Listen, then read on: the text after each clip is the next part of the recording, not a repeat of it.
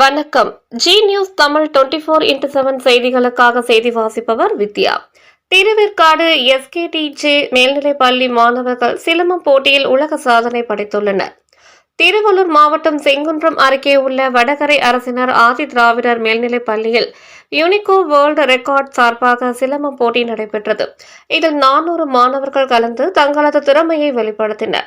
இதில் திருவேற்காடு எஸ்கேடிஜே மேல்நிலைப் பள்ளியை சேர்ந்த 11ஆம் வகுப்பு மாணவன் எஸ் யோகவரதன், 9ஆம் வகுப்பு மாணவன் டி ஸ்ரீஹரி, 7ஆம் வகுப்பு மாணவன் பி பிரசன்னா ஆகியோர் 3 மாணவர்கள் தொடர்ந்து 20 நிமிடங்கள் சிலம்பம் சுற்றி யூனிகோ உலக சாதனை படைத்துள்ளனர்.